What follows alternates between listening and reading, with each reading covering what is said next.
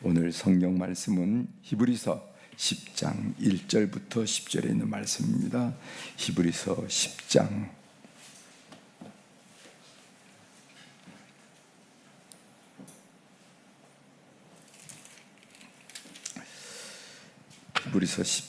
1절부터 10절에 있는 말씀 제가 봉독해 드리겠습니다.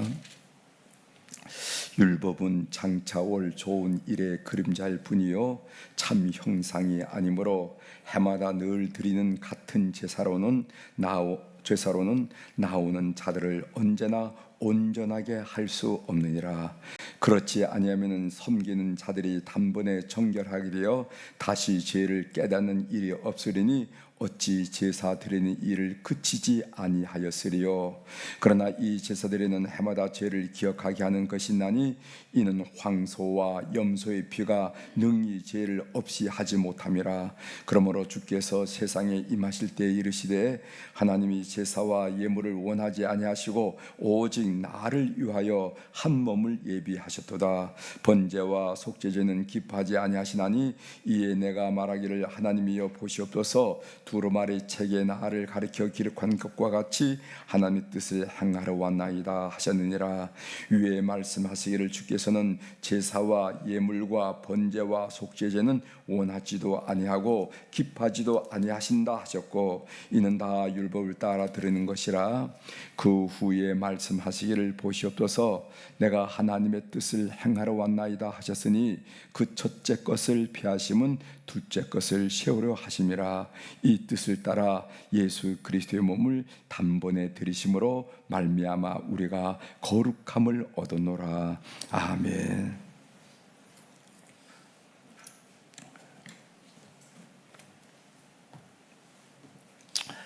우리가 읽은 히브리서 10장 1절부터 10절에 있는 말씀을 중심으로 주제를 희생의 크기는 사랑의 깊이에 비례한다, 이렇게 주제를 잡고 좀 같이 말씀을 나누려고 합니다. 희생의 크기, 저 사람 큰 희생을 할 때 사랑의 깊이에 비례한다 하는 얘기입니다. 먼저 본문에 들어가기 전에 몇 가지 개념을 한번 좀 정리하는 그런 시간을 갖도록 하겠습니다. 우리가 신앙생활을 하다 보면은 회심, 회개했다라와 자백, 고백했다 하는 말을 사용해요. 그게 어떻게 다른지, 이 회심, 회개, 이건 영어로 conversion, 고백, confess 이렇게 얘기하죠.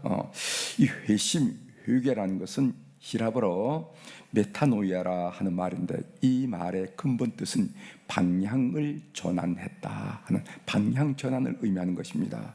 그래서 회심했다, 저 사람이 회심했어, 회개했어 이렇게 말할 때 그 최초로 그 방향을 예수님께, 그 삶의 방향을 돌이키는 것, 이렇게 말할 수가 있는 것이죠. 그래서 어떤 의미에서 회심했다, 회개했다, 이것은 우리가 처음 예수 그리스도를 내가 받아들일 때 그런 상태를 회심했다, 이렇게 말하는 것이 정확할 것입니다.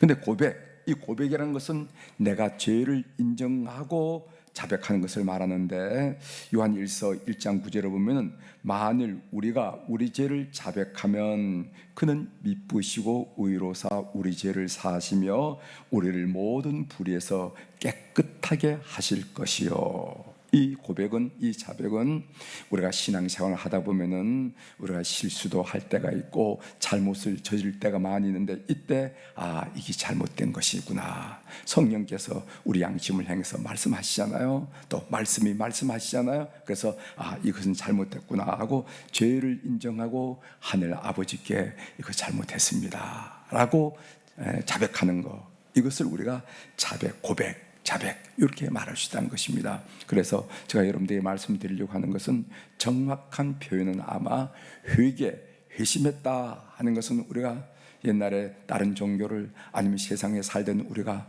이렇게 살면 안 되겠구나, 이제 말씀대로 살아야 되겠구나, 그리스도의 뜻대로 살아야 되겠구나 하고 최초로 방향을 전환했을 때 그것을 회심했다, 회개했다 이렇게 표현할 수가 있을 것이고, 자백했다, 고백했다, 자백하라 이런 말은 우리가 신앙생활을 하는 과정 중에서 성령께서 내 양심에, 또 말씀이 내 양심에 지적할 때 하나님이 그 죄로 인정하고 잘못을 인정하고 하나님 또 잘못했네요 라고 고백하는 것을 말한다는 겁니다. 우리가 고백할 때, 단순히 우리 입으로 고백할 때, 죄를 인정하고 고백할 때 용서받는 이치는 제가 언젠가 여러분들께 말씀을 드렸습니다. 이게 왜 이렇게 되는 건가 하는 것을 여러 말씀을 드렸어요. 나중에 기회가 되면 다시 한번 말씀을 드리겠습니다. 죄를 고백했을 때, 우리가 두 번째 취급하고 싶은 내용은, 죄를 고백했을 때 죄를 용서받는 것과 내가 죄를 기억하는 것에는 어떤 차이가 있냐 말이죠. 이거 좀 한번 좀 생각해 보려고 합니다. 우리가 죄를 용서받는다고 했을 때 그것은 하나님이 우리에게 베푸시는 긍휼이고 은총입니다. 내가 죄를 용서해달라고 막 부르짖는다 해서 용서되는 게 아니고, 우리가 죄를 용서받는 것은 하나님께서 우리에게 베푸시는 은혜라는 거죠. 그래서 그 주체는, 죄를 용서하는 주체는 하나님이세요. 그런데 죄를 기억한다, 이 죄를 기억한다는 것은 내가 기억한다는 것인데, 죄를 고백했다고 할지라도 우리가 그 죄를, 지은 죄를 기억할 수도 있고 까맣게 잊어버리는, 망각할 수도 있다는 것입니다. 근데 분명한 것은 뭐냐면은 우리가 죄를 기억한다고 용서받지 못한 거 아니에요. 어떤 분은 이런 얘기를 하는 분이 있어요. 어떤 교우들은 내가 죄를 회개했으면은 그 죄를 잊어버려야, 망각해야 될 텐데 자꾸만 기억이 나요. 기억나겠죠. 그래서 우리가 죄를 기억한다고 해서 용서받지 못한 것도 아니고, 우리가 죄를 망각한다고 해서 용서받은 것도 아닙니다. 우리가 하나님께 죄를 고백하면은 우리가 죄를 기억하는 여부와 관계없이 하나님은 용서하시고 하나님은 그 죄를 잊으신다 하는 것을 여러분이 기억하실 필요가 있어요. 죄가 내가 기억하든 내가 망각하든 관계없이 우리가 죄를 고백하면 하나님이 용서하신다. 하나님이 용서하시고 그 죄를 잊으신다. 여러분, 오늘 우리가 본문으로 읽지는 않았지만 히브리서 10장 17절에 보면 우리의 죄를 기억하지 않는다는 말씀이 있어요. 또 그들의 죄와 그들의 불법을 내가 다시 기억하지 아니하리라 하셨으니, 이렇게 써요. 하나님께서 우리의 죄와 우리의 불법을 다시 기억하지 않는다는 겁니다. 그래서 죄를 용서받는다. 죄의 용서는 하나님의 망각, 하나님의 잊으심 말하는 거예요. 엄청난 일이죠, 사실. 우리가 죄를 자백하면 하나님이 잊어버린다는 거예요. 마치 죄를 내 뒤로 던져버리듯이 잊어버린다는 거예요. 그러니까 우리가 죄를 자백하고 죄를 고백할 때 죄가 용서받는다는 것은 사실은 엄청난 일입니다. 하나님이 잊어버리시니까. 또 세 번째 우리가 좀 취급할 것은 뭐냐면 이 사탄의 참소와 죄 용서의 확신의 관계입니다. 사탄은 우리가 죄의식을 가지고 살도록, 죄책감을 가지고 살도록 하나님으로부터 죄 용서받음과 상관없이 우리 양심에 고발을 합니다. 그래서 너 죄인이잖아. 너 언제 어렸을 때 그런 죄 졌잖아. 내 청년 때 그런 죄를 졌지 않니? 너 작년 때 무슨 사업한다고 그런 죄 졌지 않니? 하면서 내가 하나님께 죄를 고백하고 했음에도 불구하고 자꾸만 그 일을 기억나게 하고 고발을 해서 나로 하여금 죄의식과 죄책감에 사로잡히게 한다는 겁니다. 심지어 우리가 사역할 때도 너 같은 사람이 어떻게 주일 한다고 그래? 야, 참 뻔뻔하기도 하다. 세상에 너 같은 사람이 어떻게 무슨 하나님의 말씀을 가지고 뭐 성도들을 가리키고 성도들과 교제한다고 얘기할 수 있느냐 하면서 우리에게 고발을 합니다. 그러면은 우리가 어떻게든 위축이 되는 거예요. 그렇지, 내가 죄인인데 어떻게 성도들에게 말씀을 가르쳐? 내가 죄인인데 어떻게 그 속해 인도자가 될 수가 있어? 내가 죄인인데 어떻게 선교 회장이 될 수 있어? 에이 하면서 스스로 무너지는 것을 많이 경험한다는 것입니다. 우리가 사죄를 확신하는 것은요, 중요한 얘기입니다. 사죄를 확신하는 것은 용서의 근거가 우리 자신에게 있는 게 아니에요. 우리 자신에게 주관적인 감정과 의지에 있는 것이 아니라 하나님의 말씀이란 객관적 언약에 있다는 사실을 믿기 때문에 그렇습니다. 우리가 죄를 용서받는 것은 내 무슨 양심이 깨끗해졌다거나 내 감정이 말끔히 지워졌다, 거기에 있는 게 아니고, 나에게 있는 게 아니고, 하나님의 약속, 이렇게 하면 죄를 용서하겠다 하는 하나님의 약속, 객관적 사실이 있다는 겁니다. 주관적 감정이나 의지에 있는 것이 아니라 객관적 하나님 말씀에 있다는 것입니다. 그 말씀의 예를 하나 들어보죠. 우리가 히브리서 10장 10절을 공부하고 있는데, 히브리서 10장 10절에 보면은 이 뜻을 따라 예수 그리스도의 몸을 단번에 들으심으로 말미암아 우리가 거룩함을 얻어노라. 이 하나님이 우리에게 한 약속이거든요. 그 뜻을 따라 예수 그리스도의 몸을 단번에 들으심으로 말미암아 우리가 거룩함을 얻어노라. 예수 그리스도의 십자가 사건을 통해서 우리가 거룩함을 얻어노라 하는 이 성경 말씀, 이 객관적 언약하신 이 성경 말씀에 근거해서 내가 용서받았구나 하고 확신하고 아멘하는 것이지, 내 감정, 내가 무슨 감정이 깨끗하다거나 말끔하다거나 기분이 좋다거나 무슨 날아갈 것 같다거나 여기에서 제 용서 여부가 결정이 되지 않는다 하는 것을 우리가 알 필요가 있습니다. 그러므로 우리는 내 감정은 여전히 좋지 않고 찜찜하지만은 하나님께서 그렇게 약속하시기 때문에 제 용서 받았음을 확신하는 것이다 하는 것을 여러분들, 우리가 요즘에 제사 일을 배우면서 이런 정도를 좀 정리하는 게 좋겠다 해서 여러분들이 먼저 서론적으로 말씀을 드렸습니다. 오늘 본문에 들어가 보겠어요. 본문 히브리서 5장에부터 10장에서 쭉 공부하는 내용이 뭐냐면 대제사장이신 예수 그리스도를 보여주십니다. 예수 그리스도, 이분은 누구신가? 참 대제사장이시다 라는 것을 히브리인 기독교인들, 유대인 기독교인들에게 설명하고 있는 거예요. 특히 오늘 10장은 긴 논중의 클라이맥스입니다. 오늘로 정리가 되는 거예요. 그 10장은 이제 오늘 내일 이렇게 배우게 되는데, 특히 10장은 긴 논증에, 사실 어떤 학자는 말하기를 이 히브리서는 논문이나 마찬가지다, 이렇게 논문을 하면은 이러이러한 증거를 내서 결론을 맺는 것처럼 논문이나 마찬가지인데, 이 10장은 5장에서부터 10장에 걸쳐 주신 예수 그리스도는 참 대상이다 하는 이 일의 결론이나 마찬가지다 한 얘기죠. 그래서 1절부터 4절까지는 율법을 뭐라고 말했냐면 그림자라 표현하고 있고, 5절부터 18절까지는 그 실체는 뭔가, 그림자가 있으면 실체가 있어야 되지 않겠어요? 여러분 그림자 놀이 해보셨죠? 어렸을 때 빛이 비칠 때 자기 그림자를 밟고 이런 놀이 했잖아요. 상계부편 그림자 밟는 놀이도 하고. 그런데 그림자가 있다는 건 실체가 있다는 건데, 그 실체는 누구인가? 예수 그리스도시다. 예수 그리스도가 실체이다. 그리고 19절부터 30절까지는 권면하고 경고하는 이야기입니다. 오늘 우리가 이렇게 재밌게 이야기하고 있지만 사실 그 당시 유대인 그리스도인들에게, 히브리인 그리스도인들에게는 참 사실 내가 앞으로 율법 아래 있을까, 아니면 그리스도 안에 있어야 되느냐, 율법 아래 있어야 되는가, 아니면 그리스도 안에 있어야 되느냐, 이것은 참 실존적인 문제였습니다.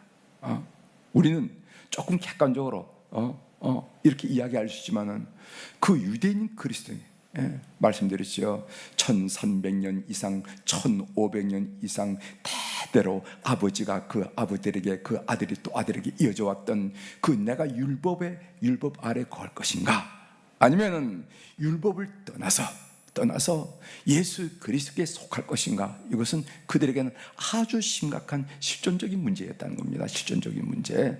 오늘 이 본문 내용은 이 모세의 율법에 의해서 드려진 제사와 예수 그리스도의 제사를 비유하고 있는데, 우리가 몇 가지 한번 보도록 하겠습니다. 첫 번째로, 율법의 제사는 그림자이고 예수 그리스도의 제사는 실체, 참 형상이라 한 얘기를 하고 있어요. 1절이 있죠. 1절에 율법은 장차올 좋은 일의 그림자일 뿐이요 참 형상이 아니므로, 여기에 그림자란 단어와 참 형상, 실체란 단어가 나오죠. 율법이란 뭔가, 율법에 의해서 드리는 제사, 거기는 속제도도 있고 속건제도 있고 번제도 있고 소제도 있고 하목제도 있는데, 이 제사라는 것은 앞으로 올 참 좋은 것, 그것은 예수 그리스도를 말하죠. 예수 그리스도께서 드려질 제사에, 그것은 그림자이다. 이렇게 설명하고 있습니다. 두 번째로 율법의 제사는 해마다 반복적으로 드려야 하고 예수 그리스도의 제사는 단번에 드려진 것이다. 이렇게 비교하고 있어요. 3절 보겠습니다. 그러나 이 제사들에는 해마다 죄를 기억하게 하는 것이 있나니, 여기 해마다라는 말이 있습니다. 여기서 반복한다는 의미죠. 해마다. 이 반복한다는 것은 그 제사가 불완전하다는 것을 의미하는 거예요. 그러니까 불완전하게 그런 한계를 가진 제사이기 때문에 그 제사조차도 온전하지 못하다는 것입니다. 세 번째로는 율법의 제사는 동물 제사이지만은 예수 그리스도의 제사는 자기 몸을 드린 제사이다. 이렇게 비유하고 있어요. 4절 봅시다. 이는 황소와 염소의 피가 능히 죄를 없이 하지 못함이라. 이스라엘 율법의 제사는 황소를 드리거나, 황소는 대지상이 드리는 거예요. 황소를 드리거나 염소를 드리는 그것은 죄를 얻지 못한다. 왜냐하면은 황소와 염소의 피가 불완전하기 때문에 그렇습니다. 그래서 또 반복되어야 된다는 거죠. 그리고 10절에 보면은 이 뜻을 따라 예수 그리스도의 몸을, 그래서 예수 그리스도의 몸을 드렸다는 겁니다. 이것은 그래서 히브리서에서 예수 그리스도의 성육신은 그리스도의 제물이 되기 위한 사건이었어요. 히브리서를 보면은 히브리서는 예수 그리스도 성육신, 하나님이 인간의 몸을 입으신 이 사건, 베들레헴에서 태어난 이 사건은 어떻게 이해하냐면 예수님이 제물 되신 사건이다, 이렇게 이해를 하는 것입니다. 결론은 10절이에요. 10절 우리 한번 보겠습니다. 이 뜻을 따라 예수 그리스도의 몸을 단번에 들이심으로 말미암아 우리가 거룩함을 얻었노라. 이 진리를 깨닫지 못하고 여전히 그림자를 붙잡고 살아가려고 하는 유대인 그리스도인들에게 이 히브리서 기자는 간곡하게 호소하고 고민하고 있음을 우리가 보게 됩니다. 삶의 적용으로 좀 한 말씀 드리려고 하는데, 예수 그리스도께서 나를 위해 단번에 자기 몸을 제물로 드린 이유가 무엇일까? 어떻게 예수 그리스도께서 자기의 생명을 내놓을 수가 있었을까? 우리가 이것을 교리적으로만 생각하지 말고, 교리적으로 생각하면 좀 딱딱하잖아요, 그죠? 그런데 교리적으로 생각하지 말고 정말 조금 전에 말씀드린 것듯이 나의 실종과 관련해서 예수 그리스도께서 자기 몸을 나를 위하여 제물로 드린 이유가 뭘까 한번 묵상해 보시길 바랍니다. 묵상해 보시기 바랍니다. 거기에는 사랑의 신비가 있어요. 사랑의 신비. 사랑의 신비. 여러분, 어린 자녀가 신열이 올라서 숨을 헐떡거리면서 힘들어하는 것을 보면요, 부모는 차라리 내가 대신 알았으면 좋겠다, 그런 생각을 하면서 우리가 자식 내기를 하고 키워오지 않았습니까? 그렇죠? 아이들이 그냥 열이 38도, 39도, 40도 오르내리하면 그 너무 힘들어서 헐떡거리는 거 보면 아유, 내가 아팠으면 좋겠다 한 생각하잖아요. 또 자식의 병이 위중해서 차가운 수술대 위에 파랗게 질려 누워 있는 것을 보면은요, 부모는 차라리 내가 대신 수술대 위에 오르고 싶다는 생각을 많이 하면서 우리 자식을 길러왔다는 것입니다. 그 이유가 뭡니까? 그 이유가 뭐예요? 그 이유 단 하나는 사랑 때문에, 사랑 때문에. 사랑. 그래서 사랑의 크기는, 희생의 크기는 사랑의 깊이에 비례한다 하는 것을 알 수가 있습니다. 예수 그리스도께서 나를 위해서 십자가에 생명을 바쳤다는 것은 하나님이 나를 향한 사랑이 그만큼 깊고 크다는 증거라는 거예요. 나는 그런 사랑을 받은 존재라는 것입니다. 하나님 나에게 그런 말로 표현할 수 없는 엄청난 사랑을 주셨다는 겁니다. 우리가 히브리서를 읽으면서 묵상하면서 히브리서가 얘기하려고 하는 것은 유대인 그리스도인들에게 예수 그리스도를 소개하려고 하는 것이다 하고 단순히 끝난다면 참 의미가 없잖아요, 그렇죠? 그런데 왜 히브리서 기자는 예수 그리스도를 이렇게 이야기할 것인가 하는가? 그것은 하나님이 우리에 대한 사랑을 말하고 싶어서 하는 이야기다 하는 단계로 나오셔야 될 줄 믿습니다. 우리 찬양에 보면은 우리 젊은이들이 우리가 불렀던 찬양이 보면 왜 날 사랑하나 하는 찬양이 있죠. 여러분 아실 거예요. 예수님 날 위해 죽으셨네 왜 날 사랑하나. 겸손히 십자가 지시었네 왜 날 사랑하나. 왜 날 사랑하나 왜 날 사랑하. 왜 주님 갈보리 가야 했나 왜 날 사랑하나. 여러분 아시죠? 왜 날 사랑하나 왜 날 사랑하나. 왜 주님 갈보리 가야 했나 왜 날 사랑하나. 여러분 오늘 이 새벽은요 왜 날 사랑하나 하는 질문을 깊이 묵상했으면 좋을 것 같아요. 우리가 히브리서 이야기를 남의 이야기로 듣지 않고 왜 날 사랑하나 하는 생각을 좀 깊이 묵상하는 이 새벽이 되기를 주의 이름으로 부탁을 드립니다. 기도하시겠습니다.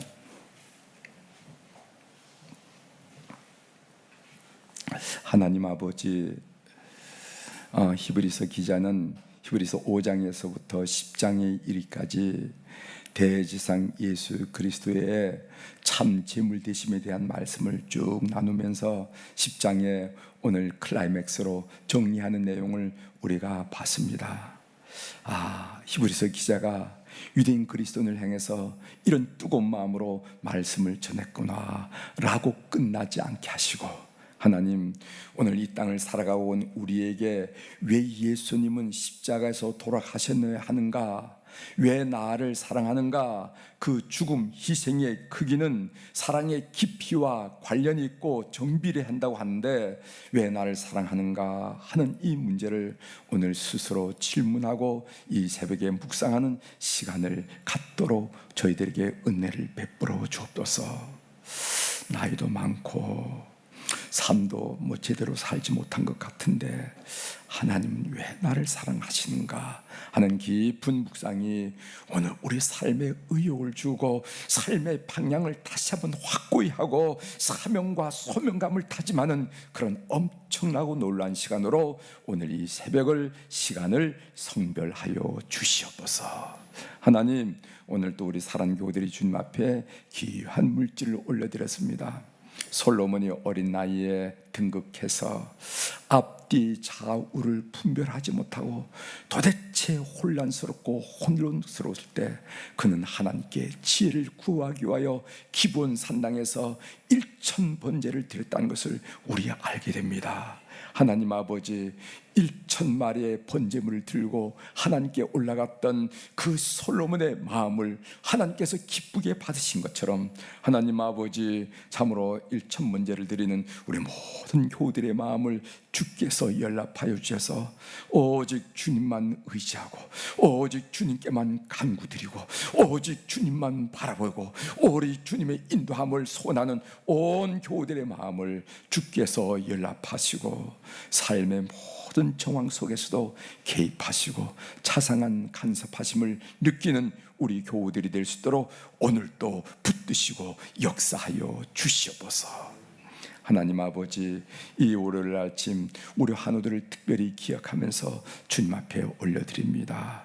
갑작스러운 이렇게 심장의 문제로 병원에서 치료받고 있는 우리 권사님도 있고 병원에서 퇴원해서 통원 치료받고 있는 우리 사랑 교우들도 있고 또 이렇게 시술과 수술을 받아서 날로 회복되기를 소원하면서 물리치료를 받고 있는 교우들도 있습니다. 하나님 아버지, 각각의 처지는 다르지만은 우리는 이해하지 못하는 그 이해를 하나님은 가장 정확하게 파악하고 계실 줄 믿습니다. 하나님 아버지, 역사하여 주옵소서.